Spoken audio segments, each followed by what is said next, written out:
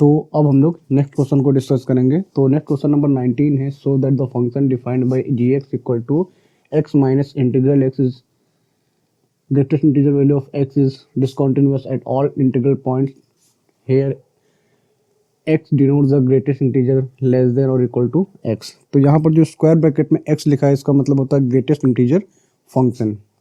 तो greatest integer function क्या होते हैं पहले ये देख लेते हैं, तब क्योंकि तभी ये क्वेश्चन हम लोग कर पाएंगे। तो जैसे हमारे पास स्क्वायर ब्रैकेट में 2.3 वैल्यू लिखी हुई है, तो इस ग्रेटेस्ट इंटीजर वैल्यू का मतलब क्या होता है, मैक्सिमम वैल्यू, हमें मैक्सिमम वैल्यू बतानी है या ग्रेटेस्ट वैल्यू बतानी है इंटीजर। तो ग्रेटेस्ट इंटीजर क्या होता है, हमेशा जो भी वैल्यू यहाँ पर दी जाएगी, जैसे ये 2.3 है और इधर की तरफ 2 है और इधर की तरफ 3 है, तो हम लोग करते क्या है, इस पॉइंट से हमेशा लेफ्ट की तरफ जाएंगे, जो पहला इंटीजर वैल्यू पड़ेगी, जो पहली इंटीजर वैल्यू पड़ेगी वही उसका क्या हो जाता है, सॉल्यूशन होता है, यानी 2 हो जाएगा। जैसे यहाँ पर लिखा होता है 1.9, तो भी इसका सॉल्यूशन क्या होता है, यहाँ पर 1.9, यहाँ पर 2 और यहाँ पर 1। तो भी हम लोग क्या करेंगे, लेफ्ट साइड पे जाएंगे और जो पहली इंटीजर वैल्यू पड़ेगी वही क्या हो जाएगा, उसका ग्रेटेस्ट इंटीजर वैल्यू हो जाएगी। सेम केस हम नेगेटिव नंबर्स के लिए भी करते हैं। जैसे हमारे पास नेगेटिव नंबर यहाँ पर होता है -2.3, तो अब ये -2.3 दो नंबर्स के बीच में आएगा, एक आएगा -3, यहाँ पर -1 और ये आएगा -3। तो हमको क्या जाना होता है, लेफ्ट पे। तो लेफ्ट पे पहली इंटीजर वैल्यू क्या है, -3, तो इसकी जो नेगेटिव वैल्यू हो जाएगी क्या, इसकी जो इंटीजर वैल्यू हो जाएगी क्या हो जाएगी, -3 हो जाएगी। हमेशा चाहे वो नेगेटिव हो चाहे वो पॉजिटिव हो, नेगेटिव नंबर्स का भी जो ग्रेटेस्ट इंटीजर वैल्यू होती है वो भी लेफ्ट साइड पे जाकर ही जो पहली वैल्यू मिलेगी वही उसकी वैल्यू हो जाएगी। सेम केस हम लोग फंक्शन के लिए भी अप्लाई करेंगे। तो अब अगर हम इस फंक्शन की बात करें तो फंक्शन हमारे पास कितना है, F X G x equal to X minus, ये दे रखा है। तो अगर at x equal to N point पर हम फंक्शन की वैल्यू चेक करें, या एक्स इक्वल टू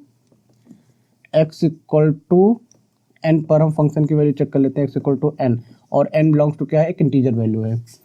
तो यहाँ पर फंक्शन की वैल्यू कितनी आ जाएगी, g n equal to n minus integral n, और ये जो वैल्यू होगी इंटीग्रल एल की वो वैल्यू किसके इक्वल हो जाएगी, इंटीजर वैल्यू, इंटीग्रल वैल्यू नहीं, ग्रेटेस्ट इंटीग्रल वैल्यू कितनी हो जाएगी, एन हो जाएगी। तो यहाँ पर ये वैल्यू कितनी आ जाएगी, एन माइनस एन, यानी 0 आ जाएगा। ठीक है। फिर अब अगर इसकी लिमिट की बात करें, लेफ्ट हैंड लिमिट की बात करें, तो अगर x tends to n plus पर n माइनस पर, लेफ्ट हैंड लिमिट के लिए क्या करें, माइनस पर अगर वैल्यू निकालें तो ये वैल्यू कितनी हो जाएगी, लिमिट h टेंस टू 0 और फंक्शन शिफ्ट हो जाएगा n माइनस h पर। तो जहाँ जहाँ n है, सॉरी x है, वहाँ पर क्या रख सकते हैं हम लोग, n माइनस h। अब एक खास बात यह है कि फंक्शन में जो इसके बारे में बताया गया ये चीज़ क्या है, ये डिनोट करता है ग्रेटेस्ट इंटीजर लेस देन और इक्वल टू एक्स, या तो कम होगा या फिर इक्वल टू एक्स हो जाएगा अगर एक्स दिया है। तो इसके अकॉर्डिंग अगर हम यहाँ पर फंक्शन में वैल्यू रखें तो एक्स की जगह पर तो सेम रहेगा, कितना, एन माइनस एच रख सकते हैं, लेकिन जब हम इसकी जगह पर रखेंगे तो ये वैल्यू कितनी हो जाएगी, एन माइनस एच हो जाएगा। ठीक है। और ये जो एन माइनस एच वैल्यू होगी लेफ्ट साइड पे, जब इसके लिए हमने क्या कहता है, लेफ्ट साइड पे शिफ्ट करेंगे, तो इससे जब लेफ्ट साइड पे जाएंगे तो पहली जो वैल्यू आ जाएगी वो क्या हो जाएगी, वो वैल्यू हो जाएगी h tends to 0 n minus H, और यहाँ पर आ जाएगा n माइनस 1, ये वैल्यू आ जाएगी। एक पॉइंट शिफ्ट कर दे रहे हैं, h माइनस कर रहे हैं, मान लीजिए h माइनस करने पर यहाँ है, तो और लेफ्ट साइड पे जाएंगे तो यही n की ये 2 आ जाएगा। तो यानी इसी तरीके से आप n के लिए देखेंगे, तो n के लिए अगर थोड़ा सा माइनस करेंगे तो n माइनस 1 बचेगा, यहाँ पर कितना आ जाएगा, n माइनस 1 हो जाएगा, क्योंकि लेस देन की कंडीशन के लिए हम लोग चेक कर रहे हैं। तो यहाँ पर जो कंडीशन आ जाएगी इसके अकॉर्डिंग कितना आ जाएगा, अगर ये चीज़ समझ में नहीं है तो इसको ऐसे लिखें, तो ये है n। ठीक है। अभी तो n के लिए, तो लेफ्ट हैंड के लिए अगर मान लीजिए n माइनस एच यहाँ पर है, n माइनस एच यहाँ पर है, और यहाँ पर n माइनस 1 है, और यहाँ पर n प्लस 1 है, लेकिन ये रीजन हम लोग को नहीं लेना है, क्योंकि बोला क्या गया है कि या तो इक्वल टू होगा या फिर लेस देन होगा। तो लेस देन की कंडीशन में अगर n माइनस एच यहाँ पर है तो लेस देन किधर जाएगा, इधर की तरफ आ जाएगा। तो वही लिखा है n माइनस एच की जगह पर क्या वैल्यू आ जाएगी, n माइनस 1 हो जाएगी। ठीक है। अब इसको अगर सिंप्लीफाई करें, h की जगह पर 0 कर दें तो n minus 0 minus N minus one, तो एन कैंसिल हो जाएगा, कितना आ जाएगा 1। तो यानी यहाँ से लेफ्ट हैंड लिमिट की वैल्यू कितनी आ गई, ये आ गई। अब इसी तरीके से अगर राइट हैंड लिमिट की वैल्यू कैलकुलेट कर ले, तो अगर राइट हैंड लिमिट की वैल्यू जब कैलकुलेट करेंगे तो लिमिट h टेंस टू 0 और f हो जाएगा n प्लस h। तो इसके अकॉर्डिंग ये आ जाएगा लिमिट h टेंस टू 0 और ये हो जाएगा n plus h minus n plus h। और बोला क्या गया इसके अकॉर्डिंग, या तो लेस देन होगा या फिर इक्वल टू होगा।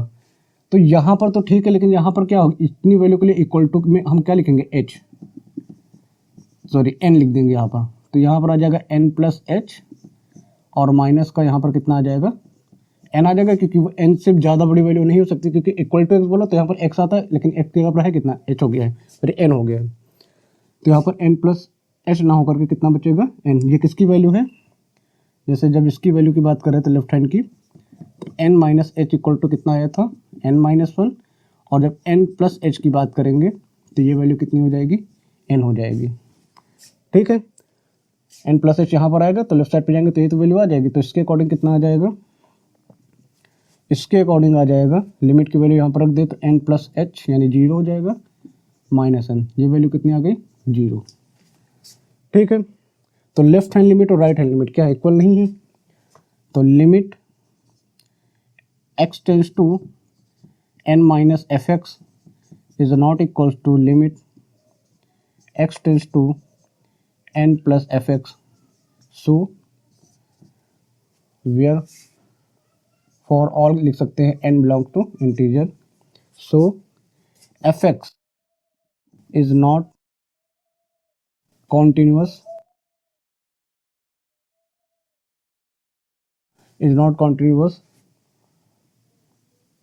for all integral values, greatest integral values, greatest integral value. ठीक है, तो किसी भी ग्रेटेस्ट इंटीग्रल वैल्यू के लिए ये क्या होगा, कॉन्टिन्यूअस नहीं होगा। अगर बात समझ में आ रही है तो इसको नोट कर लीजिए। तो अब यहाँ पर हम लोग देखते हैं नेक्स्ट क्वेश्चन हमारे पास क्या है। तो नेक्स्ट क्वेश्चन हमारा है 20 is the function defined by F x equal to x square minus sine x plus 5 continuous at x equal to five x equal to pi. तो यहाँ पर क्वेश्चन क्या है कि हमें ये फंक्शन फलन दिया गया है x square minus sine x plus 5, और हमें ये चेक करना है कि क्या ये फंक्शन या फलन एक्स इक्वल टू पाई पर सतत है या नहीं। ये चेक करना है एक्स इक्वल टू पाई पर ये फंक्शन कॉन्टिन्यूअस है या नहीं, ये हम लोग को चेक करना है। तो चलिए देखते हैं। तो इसके लिए क्या कर सकते हैं हम लोग, हमारे पास जो फंक्शन दिया गया है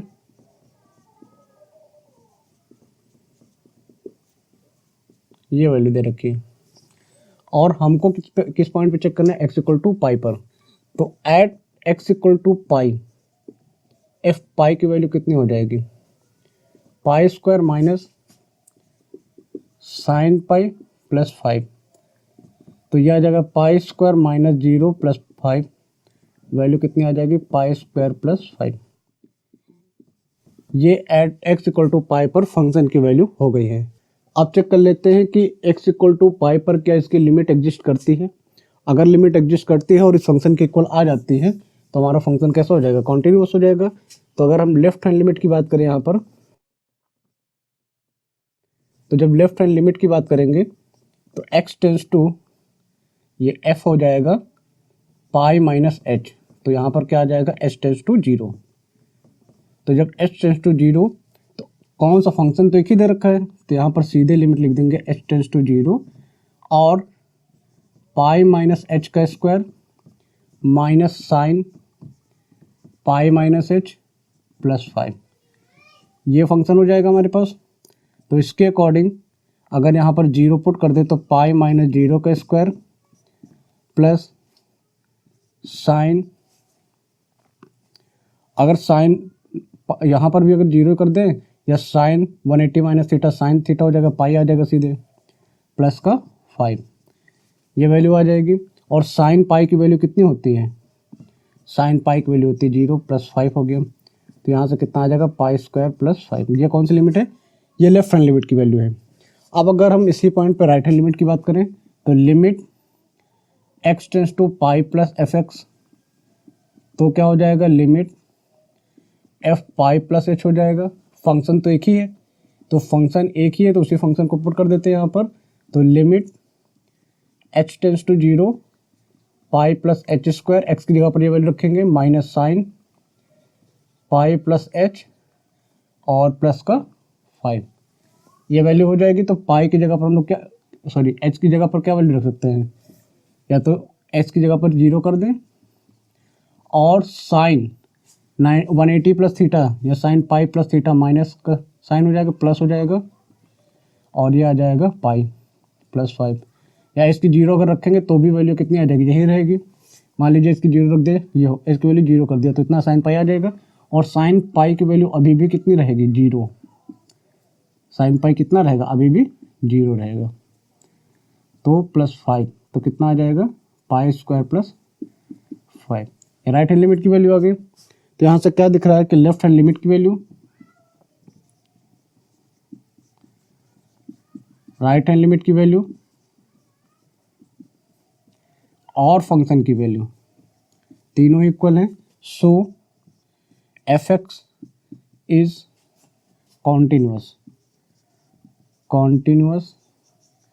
eight x equal to pi. तो फंक्शन क्या हो जाएगा, कॉन्टिन्यूअस हो जाएगा एक्स इक्वल टू पाई पर। तो क्या किया यहाँ पर, फंक्शन दिया हम लोग को, फलन कितना दिया x square minus sine x plus 5, और हमें पूछा गया है कि एक्स इक्वल टू पाई पर क्या ये कॉन्टिन्यूअस है, सतत है। तो इसके लिए हमने क्या कर दिया, एक्स इक्वल टू पाई पर हमने फंक्शन की वैल्यू निकाल ली। तो जहाँ जहाँ एक्स था वहाँ पर क्या रख दिया, पाई रख दिया, और वैल्यू को कैलकुलेट कर लिया। फिर उसी पॉइंट पर अगर लिमिट एग्जिस्ट करती है और वो लिमिट की वैल्यू फंक्शन की वैल्यू के इक्वल हो जाती है तो वो फंक्शन कैसा हो जाता है, कॉन्टिन्यूअस हो जाता है। तो इसके लिए हम लोगों ने क्या कर दिया, लेफ्ट हैंड लिमिट की वैल्यू उसी पॉइंट पर निकाल लिया। तो लेफ्ट हैंड लिमिट के लिए पाई माइनस किया और यहाँ पर फंक्शन को शिफ्ट कर देंगे लेफ्ट साइड में, तो पाई माइनस एच हो जाएगा। और यहाँ पर जहाँ जहाँ एक्स था, फंक्शन एक ही दे रखा, तो उसी फंक्शन में जहाँ जहाँ एक्स है वहाँ पर क्या रखेंगे, पाई माइनस एक्स एच रख देंगे। तो ये वैल्यू हम लोग को मिल जाएगी। और फिर यहाँ पर एच की वैल्यू जहाँ जहाँ एच है वहाँ 0 कर सकते हैं। तो उसके अकॉर्डिंग यहाँ पर कितना आ जाएगा, उसके अकॉर्डिंग कितना आ जाएगा, ये वैल्यू आ जाएगी। और क्या करना होगा, यहाँ पर हम लोग को पाई, यहाँ पर पाई स्क्वायर, यहाँ पर साइन पाई माइनस एच, तो एच की वैल्यू 0 की, तो साइन पाई की वैल्यू कितनी हो जाएगी 0, 5 ऐसे लिखा रहेगा, यानी ये वैल्यू कितनी आ गई पाई स्क्वायर प्लस एच। तो लेफ्ट हैंड लिमिट की वैल्यू फंक्शन के इक्वल आ गई। अब अगर राइट हैंड लिमिट की वैल्यू भी फंक्शन के इक्वल आ जाते हैं तो यानी लिमिट क्या होगी, एग्जिस्ट करेगी, और फंक्शन भी एग्जिस्ट कर रहा है, यानी ये क्या हो जाएगा, कॉन्टिन्यूअस हो जाएगा। तो इसके लिए हम लोगों ने राइट हैंड लिमिट की वैल्यू कर दिया और फंक्शन को राइट साइड पे शिफ्ट कर दिया पाई प्लस एच करके, जहाँ जहाँ एक्स है वहाँ पर पाई प्लस एच कर दिया और इक्वेशन को सॉल्व कर लिया। तो यहाँ से हम लोग को क्या दिख रहा है कि यहाँ पर जो राइट हैंड लिमिट की वैल्यू भी कितनी है, पाई स्क्वायर प्लस एच, सॉरी 5। तो यहाँ से left hand limit, right hand limit और फंक्शन की वैल्यू तीनों इक्वल है। सो फंक्शन क्या हो जाएगा, कॉन्टिन्यूअस हो जाएगा, यानी फंक्शन कैसा हो जाएगा, सतत फलन होगा। फलन कैसा है, सतत है। तो अगर इतनी बात समझ में आ रही तो वीडियो को पॉज कीजिए, इसको नोट कर लीजिए। तो चलिए देखते हैं अब नेक्स्ट क्वेश्चन हमारे पास क्या है। तो नेक्स्ट क्वेश्चन है हमारे पास, discuss the continuity of the following function. तो यहाँ पर कुछ फंक्शन दिए गए हैं, फलन दिए गए हैं। उन फलन के लिए हम लोग को चेक करना है कि ये फंक्शन क्या है, कॉन्टिन्यूअस है या नहीं, ये हम लोग को चेक करके बताना है। तो फलन पहला हमारे पास दिया है sine x plus cos x, दूसरा है sine x minus cos x, और तीसरा है sine x into cos x, ये दिए गए हैं।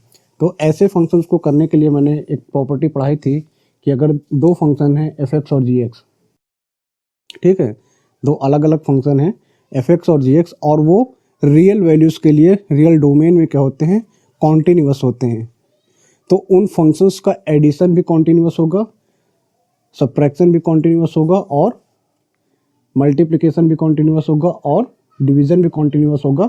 बट डिनोमिनेटर 0 के इक्वल अगर नहीं है तो उसका डिवीज़न भी कैसा होता है, कॉन्टिन्यूअस होता है। तो इसके लिए इसी तरीके से हम लोग यहाँ पर करेंगे। तो अगर हम पहले फंक्शन को लेकर के सॉल्व करेंगे, बाकी दो लेकर के आप लोग सॉल्व कीजिएगा। तो अगर हम ए फंक्शन के लिए सॉल्यूशन की बात करें तो एफ एक्स हमारे पास है साइन एक्स कॉस एक्स, ठीक है। तो अब हम लोग यहाँ पर करेंगे क्या, इस फंक्शन के लिए हम लेट कर लेंगे कि जी एक्स हमारे पास है साइन एक्स और एच एक्स हमारे पास है कॉस एक्स, और लेट कर लेते हैं, लेट करते केस 1 में केस वन बना लेते हैं यहाँ पर। तो केस वन अगर हम बनाएं, केस वन, तो केस वन अगर हम यहाँ पर बनाएं g x equal to cos sine x के लिए, g x equal to sine x के लिए, और यहाँ पर लेट करें एक्स इक्वल टू सी, और सी बिलोंग्स टू क्या है, सी बिलोंग्स टू है एक रियल वैल्यू। ठीक है, तो इसके लिए जब हम लोग ये अप्लाई करेंगे, तो अगर फंक्शन की वैल्यू निकालें एफ सी, तो ये कितना आ जाएगा, साइन सी आ जाएगा। और इसी कंडीशन में हम लोग क्या करते हैं, लेफ्ट हैंड लिमिट की वैल्यू और राइट हैंड लिमिट की वैल्यू निकाल लेते हैं। तो लेफ्ट हैंड लिमिट की वैल्यू कितनी आ जाए, सी माइनस एफ एक्स हो जाएगा, यानी फंक्शन को क्या कर देंगे, लेफ्ट साइड पे शिफ्ट करेंगे, तो कितना आ जाएगा, सी माइनस एच, और एच टेंस टू जीरो हो जाएगा। तो limit H tends to zero, और ये आ जाएगा साइन सी माइनस एच। और यहाँ पर साइन फंक्शन को ओपन कर देते हैं। तो साइन को अगर ओपन करते हैं, तो sine c cos H minus cos c sine H, ये वैल्यू हो जाएगी। तो इसके अकॉर्डिंग अगर हम यहाँ पर वैल्यू कर दें, पुट कर दें, तो कितना आ जाएगा, साइन सी आ जाएगा, और कॉस एच की जगह पर जीरो, माइनस कॉस सी और साइन जीरो। तो होगा क्या, ये वैल्यू जीरो, तो ये पूरा टर्म जीरो हो जाएगा। तो जो लेफ्ट हैंड लिमिट की वैल्यू है, लेफ्ट हैंड लिमिट की वैल्यू है, वो कितनी आ जाएगी यहाँ से, वो इसके अकॉर्डिंग आ जाएगी sign c into one minus zero. तो ये वैल्यू आ जाएगी साइन सी, लेफ्ट हैंड लिमिट की वैल्यू आ गई। इसी तरीके से हम लोग राइट हैंड लिमिट की वैल्यू अगर कैलकुलेट कर लें, तो राइट हैंड लिमिट की जब वैल्यू कैलकुलेट करेंगे, तो limit X tends to C plus F X, तो होगा क्या, लिमिट फंक्शन को शिफ्ट कर देते हैं राइट साइड पे, तो सी प्लस एच हो जाएगा, और एच क्या हो जाएगा, टेंस टू जीरो। तो यहाँ से क्या आ जाएगा, limit H tends to zero, तो साइन में क्या कर दें, एक्स की जगह पर सी प्लस एच कर देते हैं। ठीक है, और यहाँ पर फंक्शन को एक्सपेंड करते हैं, सी प्लस एच का फॉर्मूला अप्लाई करते हैं। तो sine c cos h plus cos c sine h, तो एच की जगह पर वैल्यू पुट कर देते हैं। तो sine c into cos zero plus cos c into sine zero, तो कितना आ जाएगा, साइन सी इंटू वन, और प्लस ये जीरो हो जाएगा, तो ये पूरा टर्म जी कितना हो जाएगा, जीरो, तो ये आ जाएगा sine C X tends to C plus. अब यहाँ पर लेफ्ट हैंड लिमिट की वैल्यू और राइट हैंड लिमिट की वैल्यू क्या आ जाएगी, सेम आ जाएगी। तो यहाँ से क्या दिख रहा है, क्या दिख रहा है कि limit X tends to C plus G X, जहाँ जहाँ एफ एक्स लिखा वहाँ पर क्या था, हम ये जी लेकर के सॉल्व कर रहे हैं ना, तो जी कर देते हैं। तो ये क्या है, जी है, जी लेकर के सॉल्व कर रहे हैं, तो ये जी हो जाएगा। तो जी एक्स इक्वल टू कितना है, माइनस, और ये आ जाएगा, sorry, X tends to C plus G X, और इक्वल टू है जी,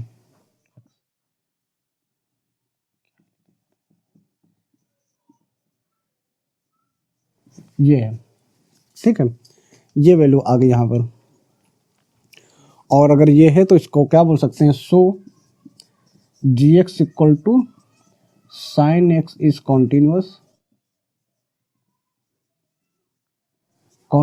eight x equal to c. तो ये क्या है, साइन एक्स क्या है, कॉन्टिन्यूस एक्स इक्वल टू। तो सिमिलरली हम लोग क्या बोल सकते हैं, तो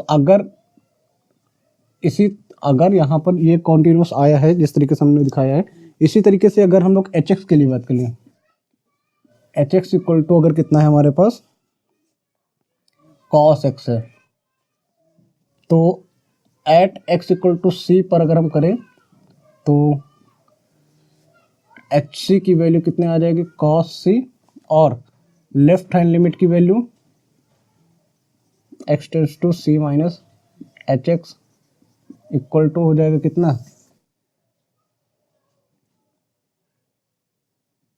ये हो जाएगा cos c, and limit right hand की वैल्यू कैलकुलेट कर लेते, c plus h x equal to आ जाएगा कॉस सी। सो क्या बोल सकते हैं, सो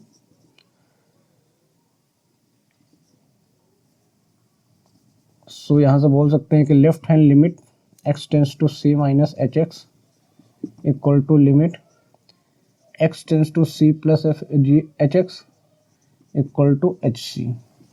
सो एच एक्स इक्वल टू कितना है, cos x is continuous at x equal to c। तो अब यहाँ से cos x और sin x दोनों कॉन्टिन्यूअस हो गए, तो अब स्टेटमेंट दे सकते हैं। जो प्रॉपर्टी हम लोगों ने पढ़ी है उस प्रॉपर्टी के अकॉर्डिंग बोल सकते हैं if H X and G X, क्या बोल सकते हैं, here sine X and cos X both are continuous in real domain. Real domain में क्या है, रियल वैल्यूज के लिए क्या है, कॉन्टिन्यूअस है। सो हम यहाँ से क्या बोल सकते हैं, F x equal to sine x plus cos X also continuous. So F x equal to sine x plus cos X is also continuous in real domain. क्या हो जाएंगे, रियल डोमेन में हम लोगों ने चेक किया है, तो इसी तरीके से क्या हो जाएंगे, जो sine x plus cos x है वो भी क्या हो जाएगा, कॉन्टिन्यूअस हो जाएगा। इतनी बात समझ में।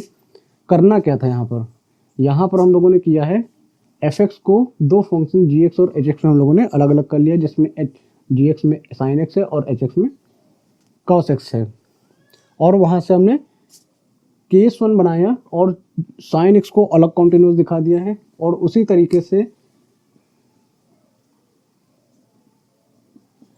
तरीके से ये लेफ्ट हैंड लिमिट लगाई, ये राइट हैंड लिमिट लगाई, और यहाँ से हमने क्या दिखा दिया, साइन एक्स क्या है, कॉन्टिन्यूअस है एक्स इक्वल टू सी पर, और जहाँ सी क्या है, एक रियल नंबर है।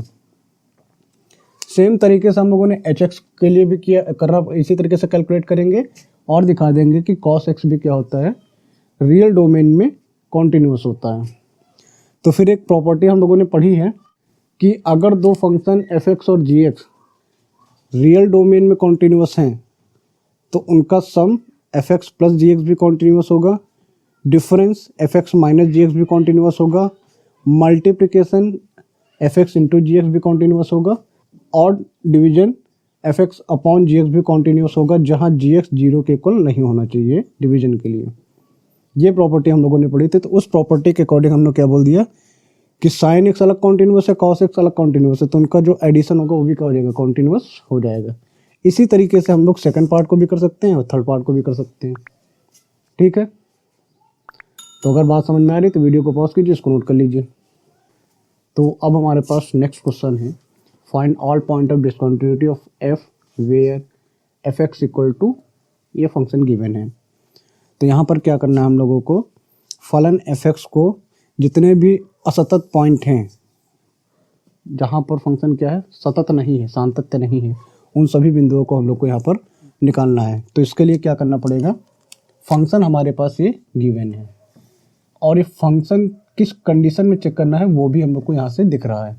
तो अगर at x equal to zero की बात करें तो फंक्शन की वैल्यू जीरो पर कितनी हो जाएगी, एक्स इक्वल टू जीरो यहाँ पर है, तो वैल्यू कितनी आ जाएगी, zero plus one, that means कितना आ जाएगा, वन। ठीक है, अब इसी पॉइंट पर हम लोग लेफ्ट हैंड लिमिट की वैल्यू निकालते हैं। तो जब लेफ्ट हैंड लिमिट की बात करेंगे जीरो माइनस की, तो फंक्शन शिफ्ट हो जाएगा लेफ्ट साइड पे, तो इसको लिख देंगे जीरो माइनस एच, और एच क्या है, टेंस टू जीरो। तो जीरो से कम वैल्यू किस में है, यहाँ पर जीरो से कम वैल्यू इसमें दे रखी है, तो limit H tends to zero, और जहाँ जहाँ एक्स है वहाँ पर क्या रख दे, जीरो माइनस एच। तो अब यहाँ पर हम लोग क्या कर सकते हैं, यहाँ पर लिख सकते हैं साइन माइनस थीटा कितना होता है, माइनस साइन थीटा, तो साइन हो जाएगा, और यहाँ से माइनस है तो ये प्लस हो जाएगा, माइनस ये यहाँ से एक माइनस आएगा, प्लस हो जाएगा। ठीक है, अब यहाँ से इसकी जो वैल्यू हो जाएगी, ये वैल्यू वन हो जाएगी। ठीक, अब राइट हैंड लिमिट की बात करते हैं, limit X tends to zero plus F X की बात करते हैं। तो अगर यहाँ पर हम लोग बात करेंगे तो फंक्शन शिफ्ट हो जाएगा राइट साइड पे, और यहाँ से h टेंस टू कितना आ जाएगा 0, तो 0 से बड़ी वैल्यू इसमें है, तो 0 से बड़ी वैल्यू इसमें है, तो यहाँ पर x की जगह पर 0 प्लस h प्लस 1, तो ये 0 करेंगे तो ये भी कितना आ जाएगा 1। तो अब यहाँ से हम लोग क्या बोल सकते हैं कि लिमिट लेफ्ट हैंड लिमिट की value is equal to right hand limit की value is equal to function की वैल्यू 0 पर, तीनों ही क्या है इक्वल आ रही है। सो फंक्शन कैसा हो जाएगा, कॉन्टिन्यूअस फंक्शन हो जाएगा। So F x is continuous at x equal to 0। तो यहाँ पर क्या दिखेगा, no point of discontinuity, no point of discontinuity, यानी यहाँ डिसकॉन्टिन्यूटी यानी यहाँ पर कोई भी ऐसा पॉइंट नहीं है जहाँ पर फंक्शन क्या हो, असतत हो। तो कोई भी असंतत पॉइंट यहाँ पर नहीं मिलेगा, क्योंकि यह फलन कैसा है, सतत फलन है। ठीक है, समझ में आया। तो क्या किया यहाँ पर हम लोगों ने, यहाँ पर फंक्शन की वैल्यू 0 पर निकाली, तो फंक्शन क्या है 0 पर, ये फंक्शन दे रखा, तो यहाँ पर x की जगह पर 0 कर दिया, ये फंक्शन की वैल्यू आ गई। फिर लेफ्ट हैंड लिमिट की वैल्यू निकाली 0 के लिए, तो 0 से कम फंक्शन किसमें, इसमें है, तो यहाँ पर फंक्शन कौन सा आ जाएगा ये, और x की जगह पर 0 माइनस h हो जाएगा। फिर राइट हैंड फंक्शन की वैल्यू निकाली, तो राइट हैंड फंक्शन के लिए वैल्यू क्या करेंगे, 0 प्लस करेंगे, तो 0 से बड़ी वैल्यू किसमें, इसमें, तो फंक्शन कौन सा आ जाएगा, ये वाला आ जाएगा, और x की जगह पर 0 प्लस h रख दिए। ठीक है, फिर कंडीशंस को सॉल्व करेंगे और दिख रहा है कि हम लोग को जो लेफ्ट हैंड लिमिट की वैल्यू है और जो राइट हैंड लिमिट की वैल्यू है वो क्या है, यहाँ पर इक्वल आ रही है। तो क्या बोल सकते हैं, ये फंक्शन कॉन्टिन्यूअस है 0 पर, यानी यहाँ पर कोई भी पॉइंट क्या आ जाएगा, डिसकॉन्टिन्यूअस नहीं होगा। तो क्या कह सकते हैं कि नो पॉइंट ऑफ डिसकॉन्टिन्यूटी, यहाँ यानी यहाँ पर कोई भी असतत बिंदु नहीं है। ठीक है, तो अगर बात समझ में आ रही है तो इसको नोट कर लीजिए। तो अब बढ़ते हैं अपने नेक्स्ट क्वेश्चन की तरफ। तो नेक्स्ट क्वेश्चन हमारे पास है, examine the continuity of F where F is defined by F X, और यहाँ पर फंक्शन दिया गया है। तो यहाँ पर क्या करना है, फलन हम लोग को दिया गया है और फलन एफ एक्स दिया गया है, और इस फलन एफ एक्स की सततता की जांच करनी है कि ये फलन एफ एक्स सतत है या नहीं है, इसकी हम लोग को जांच करनी है, यानी चेक करना है कि ये फलन कैसा है, सतत है या नहीं है। तो इसके लिए हम लोग को किस पॉइंट पर चेक करना है, तो ये दोनों पॉइंट देखो यहाँ पर हैं दिख रहे हैं, इसी पॉइंट पर हम लोग को चेक करना होगा। तो अब एट जब x इक्वल टू 0 की बात करते हैं तब फंक्शन की वैल्यू कौन सी आएगी, x इक्वल टू 0 और फंक्शन कितना है, -1 है, यही आ रहा है। तो अब इसी पॉइंट पर हम लोग लेफ्ट हैंड लिमिट की बात करते हैं। तो जब लेफ्ट हैंड लिमिट की बात करेंगे 0 पर, तो फंक्शन की वैल्यू कितनी हो जाएगी, शिफ्ट हो जाएगी लेफ्ट साइड पे, और h कितना हो जाएगा, टेंस टू 0। तो कौन सी कंडीशन आएगी जो 0 से कम है, तो ये तो 0 के इक्वल है, और ये वो कंडीशन है जब ये 0 के इक्वल नहीं है, मतलब यही वो कंडीशन होगी जिसमें क्या होगा, 0 से कम की कंडीशन आएगी, क्योंकि ये जो कंडीशन वो 0 के इक्वल वाली है। तो 0 से कम कंडीशन आएगी, तो यहाँ पर क्या लिख देंगे, sine 0 minus H minus cos 0 minus H, ये वैल्यू आ जाएगी। और साइन माइनस थीटा कितना होता है, साइन माइनस थीटा कितना होता है, माइनस साइन थीटा, तो ये आ जाएगा माइनस का sine H minus cos minus theta कितना हो जाएगा, कॉस एच हो जाएगा, ये वैल्यू आ गई। और एच की जगह पर 0 कर दें, तो साइन 0 माइनस कॉस 0, तो ये वैल्यू हो जाएगी 0 माइनस 1, कितना आ गया, -1। और अब अगर राइट हैंड लिमिट की बात करें तो limit x tends to 0 plus, तो फंक्शन शिफ्ट हो जाएगा कहाँ पर, राइट साइड पे, तो फंक्शन शिफ्ट हो जाएगा राइट साइड पे, और h क्या हो जाएगा, टेंस टू 0। अब 0 से इक्वल कंडीशन तो ये दे रखी, लेकिन 0 से ज़्यादा की वैल्यू भी नहीं दे रखी, तो वो भी क्या आएगी, इसी में आ जाएगी। तो उसके अकॉर्डिंग क्या लिख सकते हैं, limit h tends to 0 sine 0 plus h minus cos 0 plus h, ये वैल्यू लिख सकते हैं। और ये आ जाएगा साइन, लिमिट रख दें तो 0 हो जाएगा, माइनस कॉस 0 हो जाएगा, फिर 0 माइनस 1 कितना आ जाएगा, -1, -1 -1 -1, सब जगह -1 आ रहा है। तो यहाँ से क्या दिख रहा है कि लेफ्ट हैंड लिमिट की वैल्यू इक्वल है राइट हैंड लिमिट की वैल्यू को इक्वल। इसका मतलब क्या है, जब लेफ्ट हैंड लिमिट की वैल्यू राइट हैंड लिमिट की वैल्यू के इक्वल होता है, इसका मतलब लिमिट एग्जिस्ट कर रही है, और लिमिट की वैल्यू कितनी है, -1 है, और फंक्शन की वैल्यू भी कितनी है, -1 है, तीनों वैल्यू इक्वल आ गई। सो क्या बोल सकते हैं, so F x is continuous, f x क्या है, continuous at x equal to किस पर, जीरो पर। तो जीरो पर हम लोगों ने चेक किया तो यहाँ पर एफ एक्स क्या आ गया, कॉन्टिन्यूस आ गया है, ठीक है। यानी फलन एफ एक्स यहाँ पर क्या आ गया, एक्स इक्वल टू जीरो पर क्या हो गया है, सतत हो गया, क्योंकि यहाँ पर जो लेफ्ट हैंड लिमिट की वैल्यू है और जो राइट हैंड लिमिट की वैल्यू है वो दोनों ही इक्वल आ रही -1, और जो फंक्शन की फलन की वैल्यू थी एक्स इक्वल टू जीरो पर वो भी कितनी है, -1 है। तो वहाँ से कह सकते हैं कि अगर लेफ्ट हैंड लिमिट की वैल्यू, राइट हैंड लिमिट की वैल्यू और फंक्शन की वैल्यू सेम पॉइंट पर इक्वल है तीनों, तो हम लोग बोल सकते हैं कि वो फलन कैसा होगा, सतत होगा। तो यानी ये फलन कैसा हो जाएगा, सतत फलन हो जाएगा, ठीक है। तो अगर बात समझ में आ रही है तो इसको नोट कर लीजिए।